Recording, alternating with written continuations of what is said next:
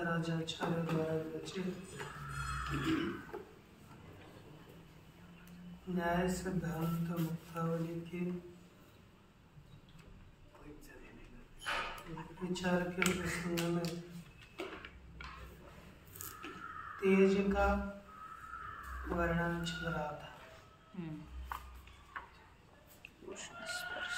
इसमें तेज का कथन किया और तेज के विभाग पूर्वक कथन होने के पश्चात उसका विषय शरीर हो गया। शरीर सूर्य लोक आदि में प्रसिद्ध है। इंद्रिय और विषय इसका निरूपण आज कर रहे हैं। कहते इंद्रियम नयनम वन्निर स्वर्णादिर विषयो मतः। इंद्रियम नयनम वन्निर स्वर्णादि विषयो मतः। इंद्रिय क्या है? नयनम। वन्नि स्वर्णादि विषयो मतः। वन्य और सुवर्ण इत्यादि इस तेज का विषय माना गया है। अब देखिए, इंद्रिय तेज से बना हुआ इंद्रिय है नेत्र।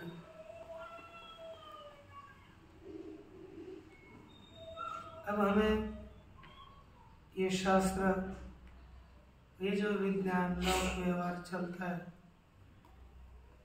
यह सभी इस शास्त्र के ऊपर ही आधारित है। मेरा क्या लिखा? इंद्रियम नयनम। इंद्रिय नयन ही इंद्रिय है। अब इसके ऊपर शंका कर रहे हैं ननु आतरात्रयो विशेषतम। तेज में जो विशेष है उसको कहते हैं इंद्रिय में। ननु चक्षुषस तेजसत्वे किम्मानमिति च। चक्षुरेन्द्रिय तेजस है, इसमें क्या करना है? चक्षुषा तेजसत्वे किम मानव। चक्षु के तेजसत्व में क्या प्रभाव है?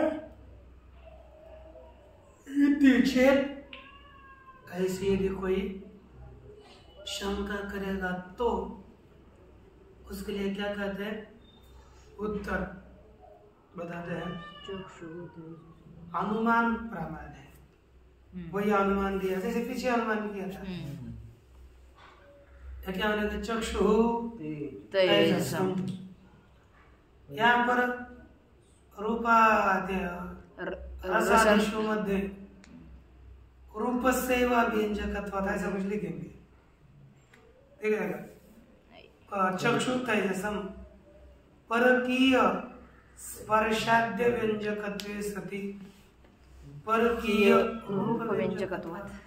यही तो है ना, दूसरों के स्पर्श को न जानता हुआ दूसरे के केवल रूप का ही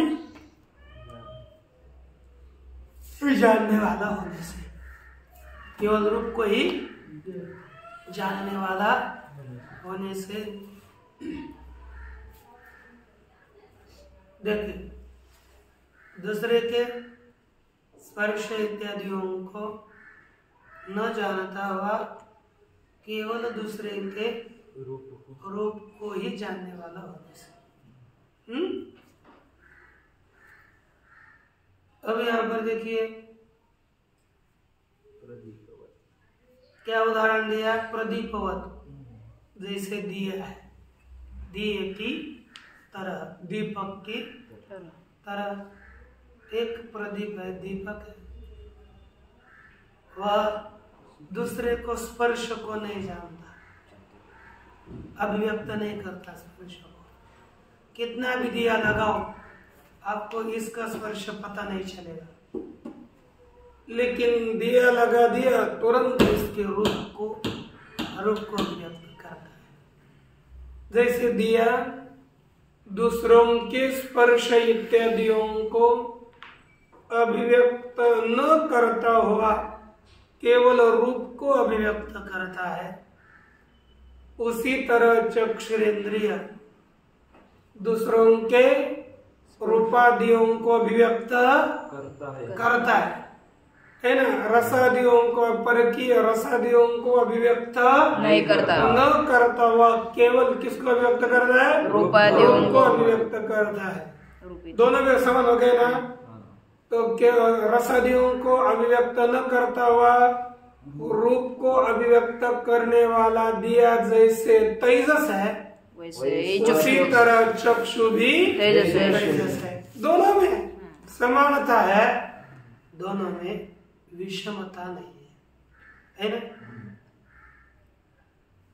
लिखा प्रदीपस्य स्वीय स्पर्श व्यंजकत्वात्।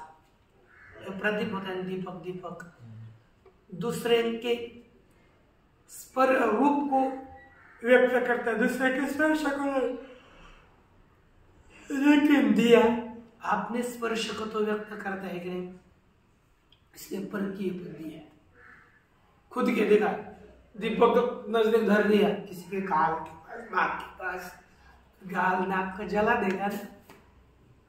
ये कहते हैं कि प्रदीपस्य स्वीय स्पर्श व्यंजकत्वात्, दिया अपने स्पर्श का अभिव्यंजक होने से अत्र दृष्टान्ते, दृष्टांत में अव्याप्ति हो जाएगी। तो दृष्टांत में लक्षण के अव्याप्ति का अर्थ तात्पर्य है, इसको हम स्वरूपा सिद्धि क्या कहेंगे? स्वरूपा सिद्धि। अब यहाँ पर स्वरूपा सिद्धि का वर्णन करने के लिए अव्याप्ति माने स्वरूपा सिद्धि नहीं, दृष्टान्ते अव्याप्ति समझो। दृष्ट में स्वरूपा सिद्धि यदि पक्ष में इतना रहेगा तो स्वरूपा सिद्धि होती है। दृष्टांत में हेतु की असिद्धि समझो। इसका वारण करने के लिए प्रथम परकीय इति, पहला परकीय शब्द दिया। कौन सा? परकीय स्पर्शाद्य व्यंजकत्वे सति में परकीय पद कब दिया? दृष्टांत में लक्षण नहीं जाएगा, नहीं तो, क्योंकि दृष्टांत क्या था?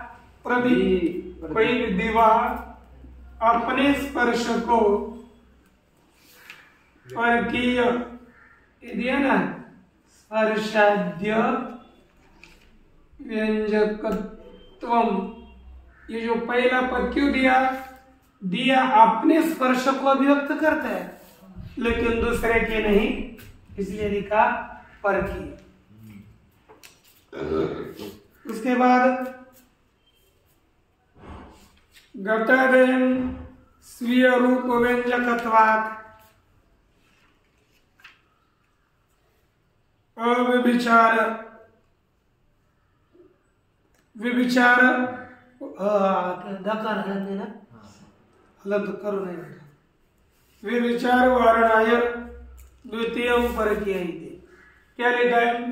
परकीय स्पर्शाद्य व्यंजकत्वे सति परकीय रूप व्यंजकत्व, परकीय रूप व्यंजकत्व, रूप व्यंजकत्व, व्यंजकत्व। समझ लो, हमने परकीय स्पर्शाद्य व्यंजकत्व इतना पद दिया है। क्या दिया है? परकीय स्पर्शाद्य व्यंजकत्व में पद दिया है।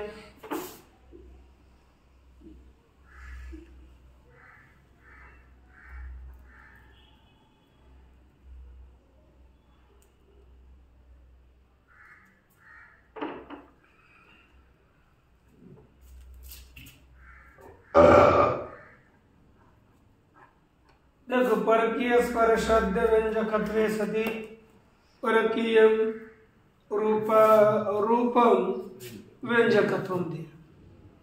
यहाँ पर होता है क्या? दूसरे के स्पर्श को घट है ना, घड़ा, ये दूसरे के स्पर्श को अभिव्यक्त करता है क्या? नहीं। तो परकीय स्पर्शाद्य व्यंजकत्वम घट में है। दूसरा परकीय यदि पद न देंगे तो क्या होगा? रूप व्यंजकत्व। तो घट अपने रूप को तो व्यंजक करता है, अभिव्यक्त करता है। घट दूसरे के स्पर्श को अभिव्यक्त नहीं करता और अपने रूप को तो व्यक्त करता है। केवल रूप व्यंजकत्व इतना पद देंगे तो घट में हेतु रह गया और घट तेजस नहीं है, साध्य नहीं रहा और हेतु रहा, इसलिए क्या हो गया? व्यभिचार। इसलिए लिखा घटस्य स्वीय रूप व्यंजकत्वात् व्यभिचार। उसका वारण करने के लिए द्वितीयम परकीयम इति, दूसरा परकीय रूप देना पड़ेगा। हेतु दे दिया। तो देखो घट परकीय रूप का व्यंजक है नहीं, घट स्वयं खुद के रूप को अभिव्यक्त करेगा, परकीय रूप को घट अभिव्यक्त नहीं करेगा। प्रकाश रूप होगा तभी करेगा ना, घट नहीं कर सकता। अब घट में हेतु नहीं जाएगा, तो हेतु नहीं गया तो साध्य नहीं गया, कोई दोष नहीं। इस तरह से व्यभिचार का वारण होता है। अथवा प्रभायः दृष्टान्तत्व संभवात् आद्यम परकीय इति न देयम्। अथवा क्या कहा? प्रभायः दृष्टान्तत्व संभवात्। प्रभा माने प्रकाश, दृष्टांत होने से पहला परकीय पद नहीं लेना चाहिए। क्या नहीं लेना चाहिए? प्रथम परकीय इति न देयम्। ठीक ना? क्योंकि प्रभा दृष्टांत होगी। ठीक है, आप प्रदीप को दृष्टांत मत दो, देय को दृष्टांत कोई ना कोई मिलना चाहिए ना। ऐसा थोड़े कि चक्षु दीप दृष्टांत है तो दीप को ही देना चाहिए। कोई ना कोई एक आधा दृष्टांत होना चाहिए। ज्यादा हो तो अधिक बात है, अच्छी बात है। ठीक है, यदि आप बोलोगे नहीं हम परकीय नहीं देंगे, पहला मत दो, फिर हम प्रभा को दृष्टांत मानेंगे।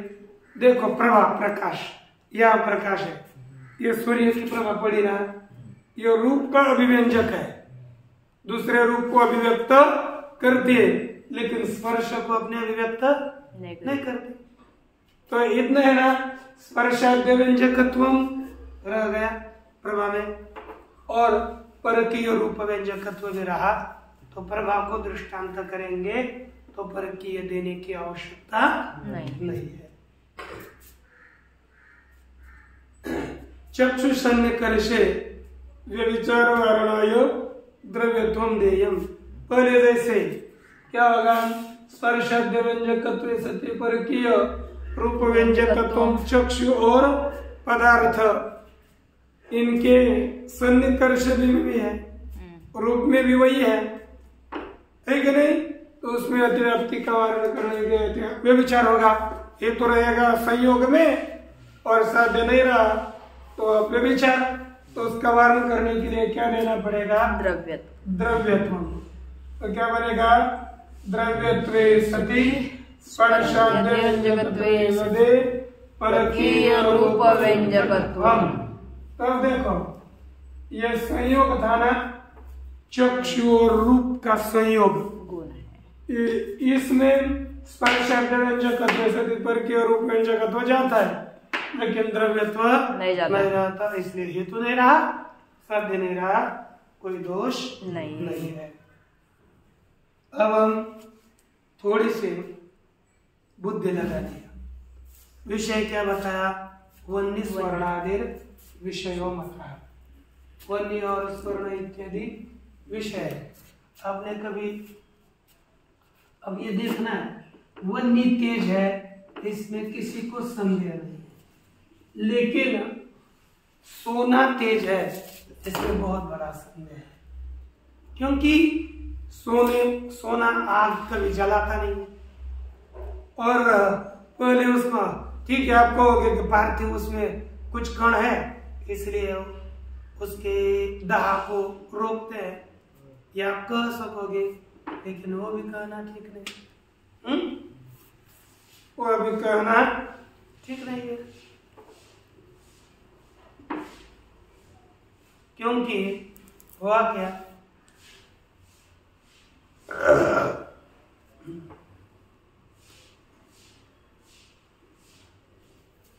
कहते हैं देखो, अब पहले शंका पूर्व पक्ष कर रहा है सोने के विषय में, ध्यान दे दो। हाँ, सोना कैसा तेजस है ये सिद्ध कर रहा है, ये कोई दूसरी बात नहीं है, जो अपने व्यवहार में तेज से बना हुआ सोना है ये हमें सिद्ध करना है। देखो कहते हैं ननु सुवर्णस्य तेजसत्वे किम मानो, सोना तेजस है, इसमें क्या प्रमाण है? ये व्यवहारिक की बात है कि कोई आध्यात्मिक है? व्यवहार भी तो समझ में आना चाहिए ना।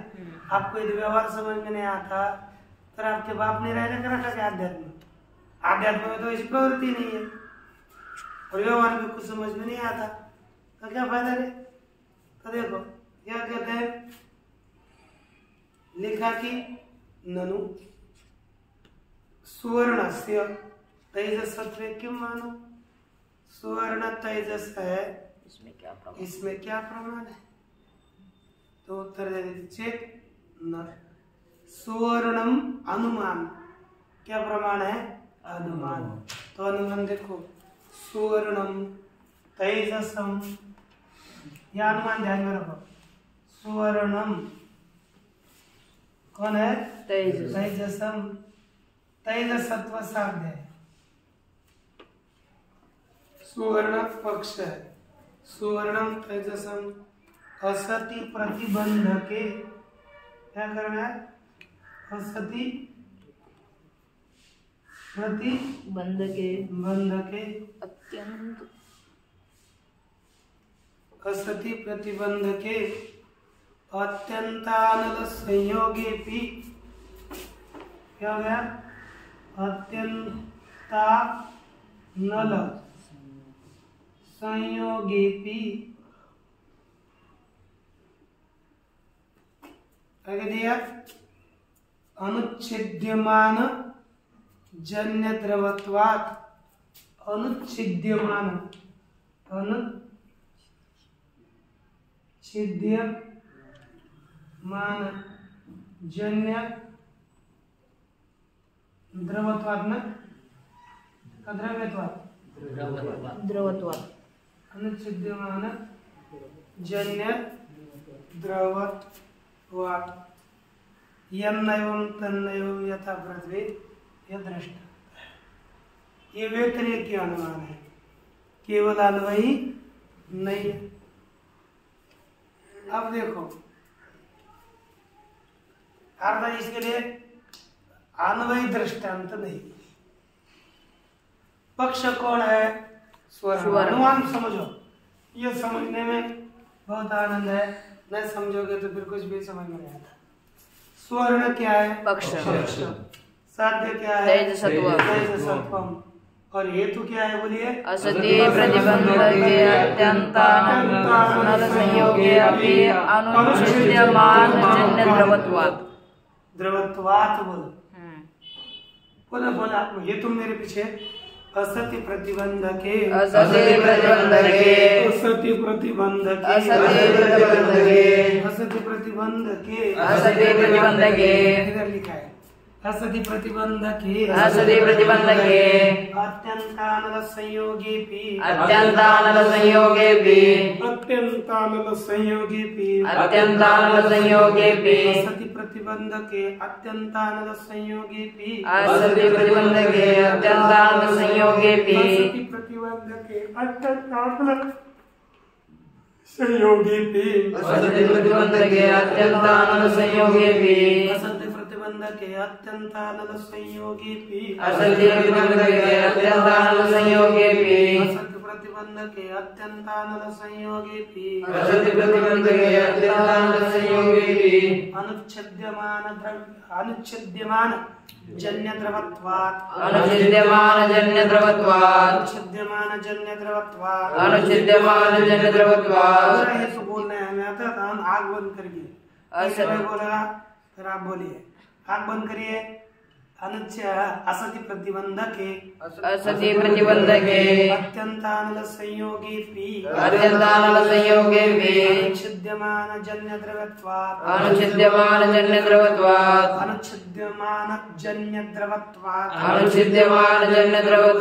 असति प्रतिबंधके अत्यंतानल संयोगेपि अनुच्छिद्यमान जन्य द्रवत्वात् असति प्रतिबंधके अत्यंतानल संयोगेपि अनुच्छिद्यमान जन्य द्रवत्वात्। इसका बहुत सीधा सीधा अर्थ है। देखो, पहले हम पक्ष में देखते हैं ये तो रहता है कि नहीं। असति प्रतिबंधके प्रतिबंधक न होने पर क्या हो गया? सोना है। सोने को हमने एक पातेले में डाल दिया।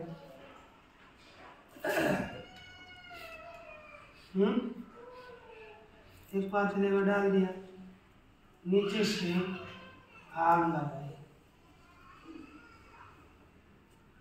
तो इसमें सोना डाल दिया, इसमें अलंकार है, किसी की कुंडल है, कुछ है, डाल दिया।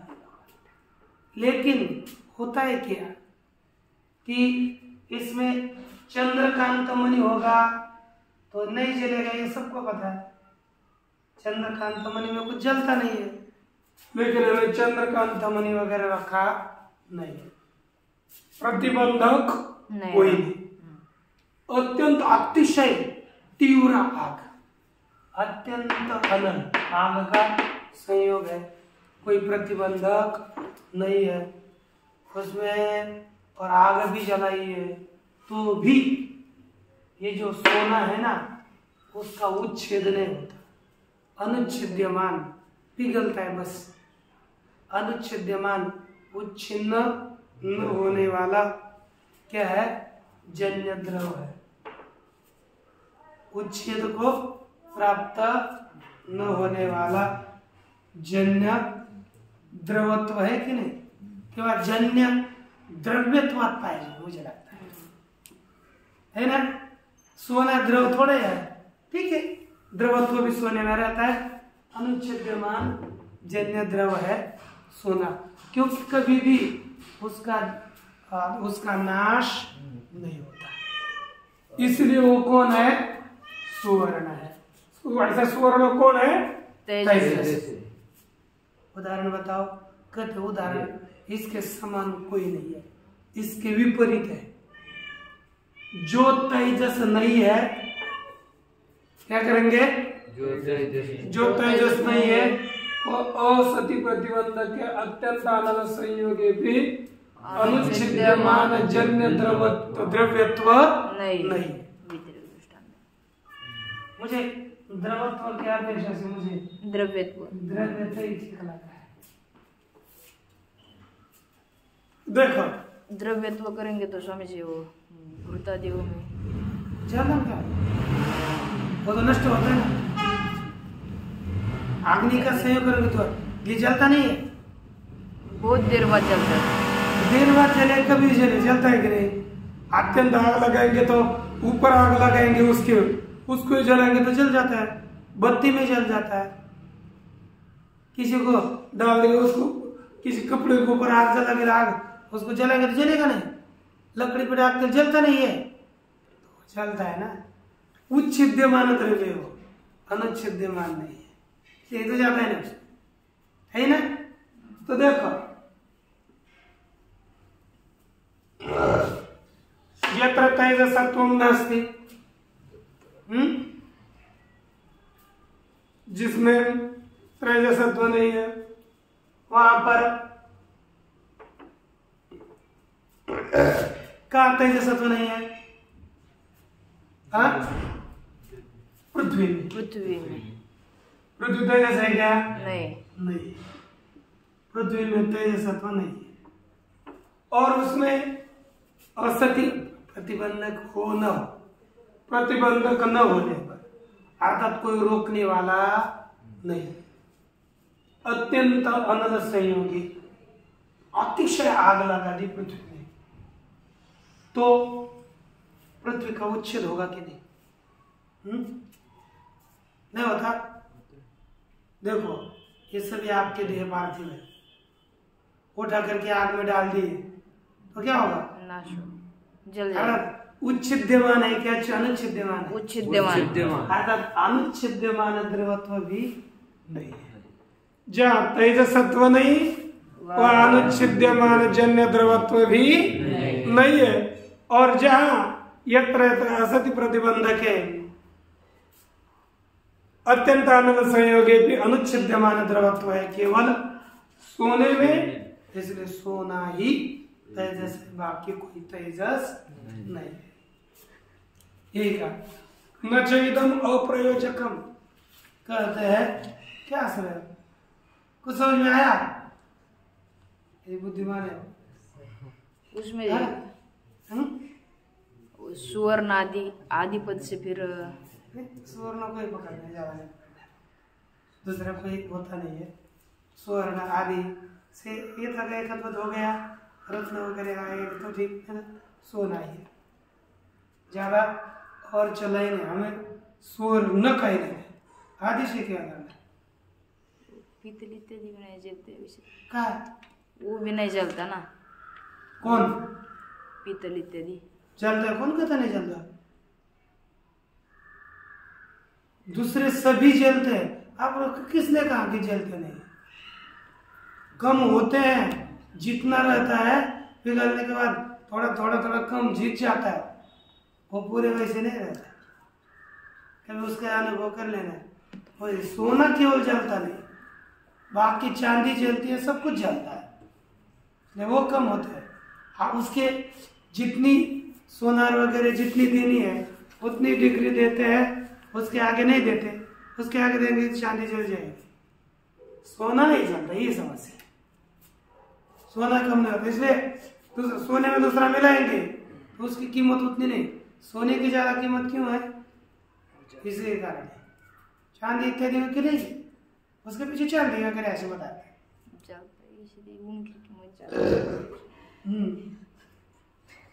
न च इदम अप्रयोजकम, यह आपका कोई कहेगा महाराज यह आपका हेतु साध्य को सिद्ध करने वाला नहीं है, क्योंकि हेतु रहने दो सोने में, लेकिन साध्य तेज सत्व मत रहने दो। इसके लिए कोई इस शंका का वारण करने वाला कोई प्रयोजक नहीं है। तो कहते हैं पृथ्वी द्रवत्वस्य, ठीक है द्रवत्व रहने दो, पृथ्वी द्रवत्वस्य जलन्य जल द्रवत्वस्य च अत्यंताग्नि संयोग नश्यत्वात्। कहते देखो यही प्रयोजक है। पृथ्वी द्रवत्व, कौन सा?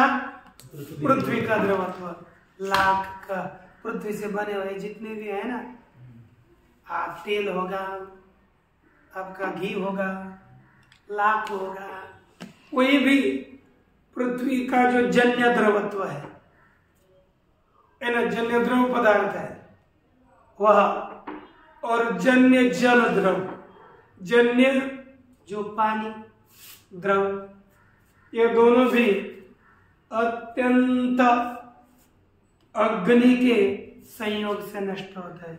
पानी को बहुत तपाएंगे तो नष्ट होगा, पानी को जो ज्यादा अत्यंत बुद्धि लिखा है, देखिए पृथ्वी को अत्यंत घी को तपाओगे, किसी को भी करोगे तो वो भी नष्ट हो जाता है। यही उसका प्रयोजक है। अर्थात बाकी केवल सोना नष्ट नहीं होता, बाकी सब नष्ट होते हैं। ननु पीतिम, इतना समझ में आ गया ना? एक एक देखो हेतु समझना है आपको, जो कोई प्रतिबंधक न होने पर भी बहुत आग लगाने के बाद नष्ट नहीं होता, इसलिए तेजस अग्नि है, सोना तेजस है, इतना समझना है।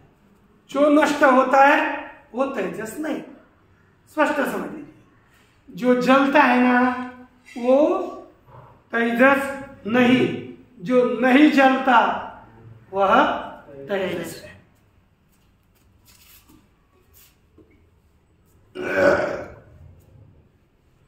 ननु पीतिम गुरुत्वाश्रयस्य पार्थिवभागस्य अपि तदानीं द्रुतत्वात् तेन विचारयति चेत्। क्या बोलने लगा?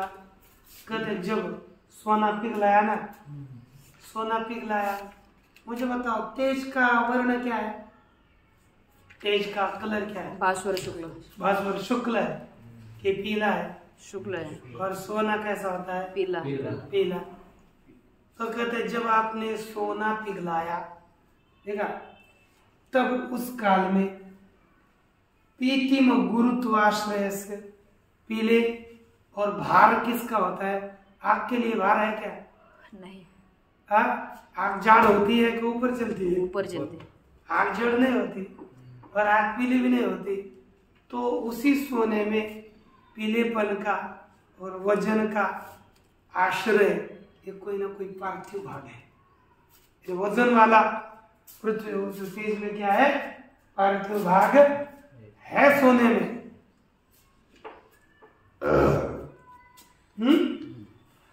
और पार्थिव भाग से अपनी पीतता का आश्रय और गुरुत्व का आश्रय जो पार्थिव भाग वो अभी तब पिघलते समय विद्यमान वो है। और वह द्रुतत्वात् अर्थात पिघलने से, है कि नहीं? वो अभी पिघल गया, वही पिघलने से।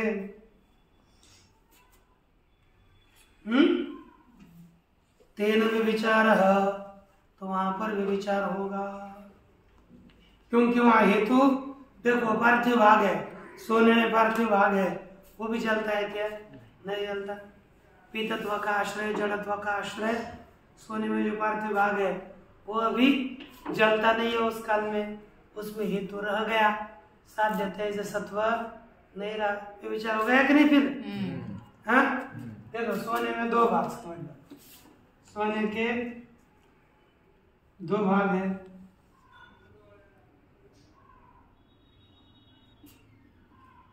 एक पीत और गुरुत्वाश्रय पार्थिव भाग। कौन सा भाग? पार्थिव भाग। एक दूसरा है ना भास्वर शुक्लाश्रय तेजो भाग। ये दो भाग हो गए।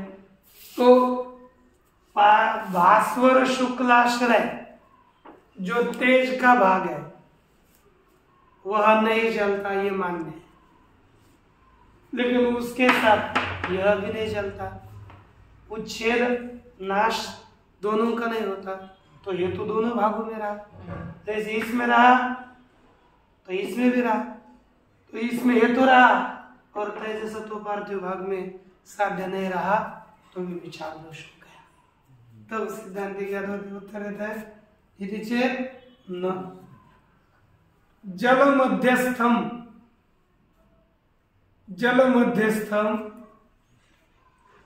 मध्यस्थ मशी क्षोधवत तस्य अद्रुतत्वात्। कहते जल मध्यस्थ, जल के बीच में जो मशी क्षोध है, शाही को सुखाने वाला, शाही को सुखाता है ना, निकालता है, मक्षी क्षोध की तरह तस्य अद्रुतत्वात्। जैसे शाही का पेपर होता है ना, वह द्रुत पिघल नहीं जाता, उसी तरह यह पिघला नहीं, क्योंकि शाही है तो उसमें जल तो है ना। तो जल होने पर भी जैसे मशी क्षोध होता है ना, मशी सूखने वाला, शाही को सुखाने वाला पिघलता नहीं, उसी तरह ये पिघलता नहीं है।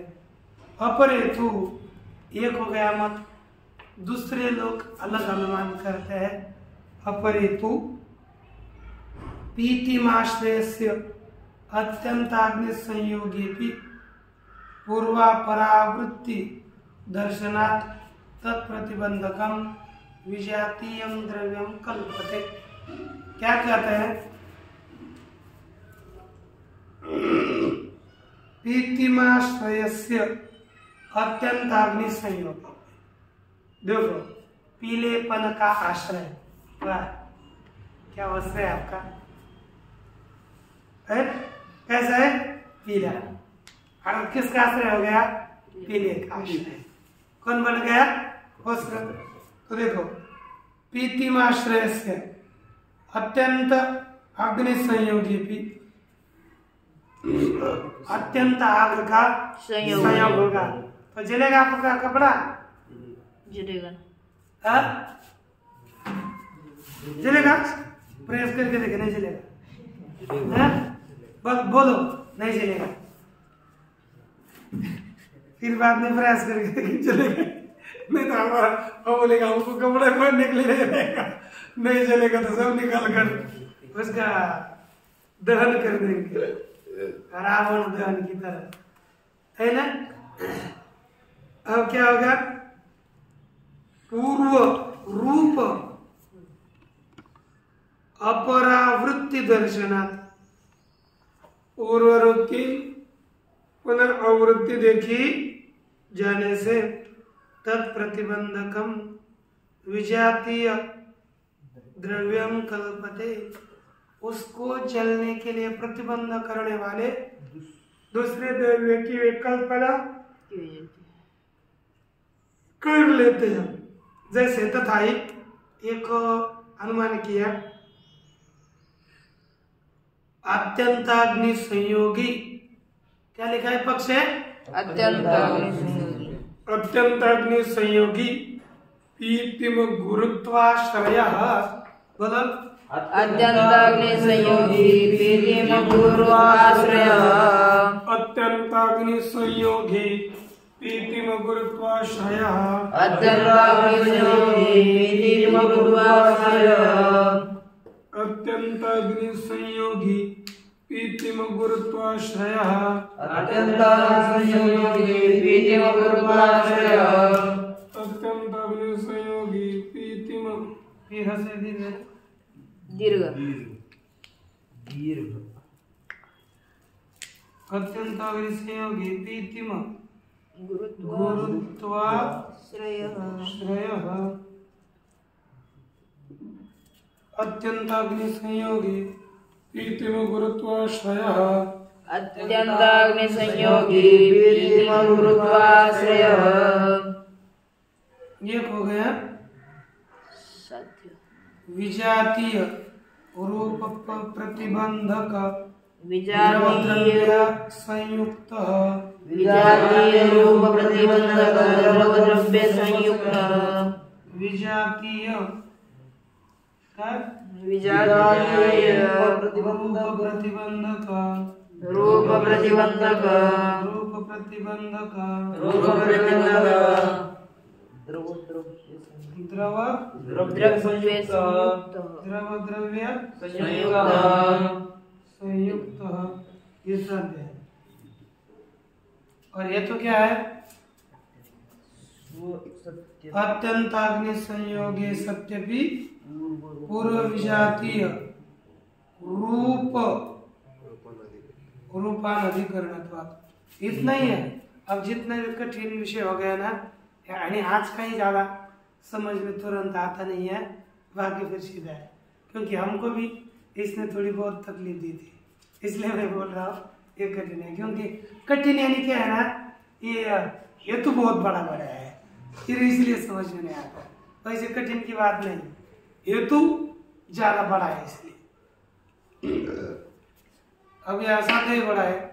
अत्यंताग्नि संयोगे सत्यपि, अत्यंताग्नि संयोगे सत्यपि, अत्यंताग्नि अत्यंताग्नि अत्यंताग्नि अत्यंताग्नि संयोगे संयोगे सत्यपि सत्यपि, अत्यंताग्नि संयोगे सत्यपि अत्यंताग्नि संयोगे सत्यपि पूर्व रूप विजातीय रूपानधिकरणत्वात् पूर्व रूप विजातीय रूपानधिकरणत्वात् पूर्व रूप विजातीय रूपानधिकरणत्वात् पूर्व रूप विजातीय रूपानधिकरणत्वात् पूर्व रूप विजातीय रूपानधिकरणत्वात् पूर्व रूप विजातीय रूपानधिकरणत्वात्। उधर क्या दिया? जल मध्यस्थ पीतपटवत् जल मध्यस्थ पीतपटवत्।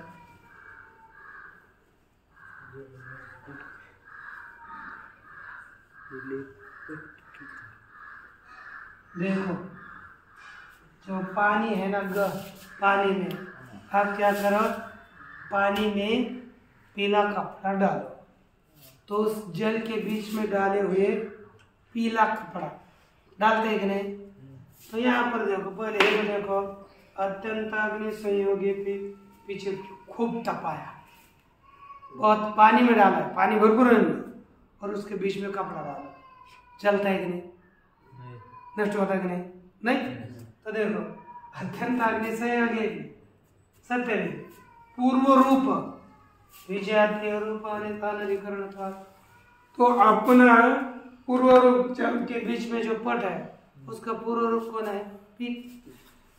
बाद में दूसरा रूप आता है क्या?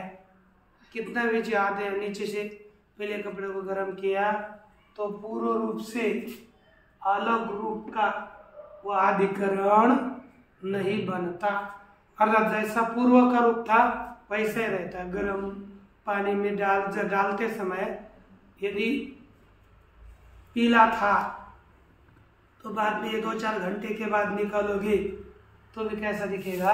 पीला है। कितना भी उबालो, कितना भी पानी गर्म करो, बस पानी खत्म नहीं करना, पानी रखना है पूरा।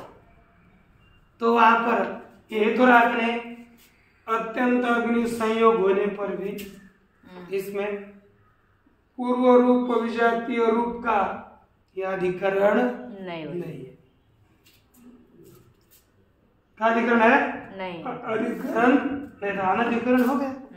तो ये तो रहा। और ये कैसा है? विजातीय रूप प्रतिबंधक द्रव द्रवत्व संयुक्त है। विजातीय रूप कौन सा? इसका कपड़ा था पीला, उसका विजातीय रूप हरा लाल। हाँ, पीले से भिन्न कोई भी। उसका प्रतिबंधक द्रव द्रव्यत्व कौन है? जल। उसको रोकने वाला, कपड़े के रूप को बदले न देने वाला कौन है? जल। तो देखो सारे विजातीय रूप, देखो एक रूप पीत, दूसरा काला पीला, विजातीय कृष्ण इत्यादि कोई, ठीक नहीं? तो विजातीय रूप इसका काला रूप का ही प्रतिबंधक करने वाला, क्योंकि पीले को काला होने नहीं देता ना, तो काले को ही प्रतिबंधक कौन होगा? द्रव। द्रव पिघलने वाला द्रव्य बन जाएगा, उससे संयुक्त है। तो ये तो भी जल मध्यस्थ पीत पट में रहा और विजातीय रूप प्रतिबंधक द्रव द्रव्य संयुक्त साध्य भी रहा। उसी तरह पक्ष में अत्यंत अग्नि संयोगी पीतम गुरुत्वाश्रय, अत्यंत आग के साथ संयोग हो गया है, ऐसा पीले गुरुत्व का आश्रय कौन हो गया? सोना। आग तो आग लगाई हो, पीले गुरुत्व का आश्रय हो गया सोना। वह भी विजातीय रूप प्रतिबंधक, दूसरा कोई रूप का प्रतिबंधक द्रव द्रव्यत्व से युक्त है। क्यों? उसमें भी अत्यंत आग का संयोग होने पर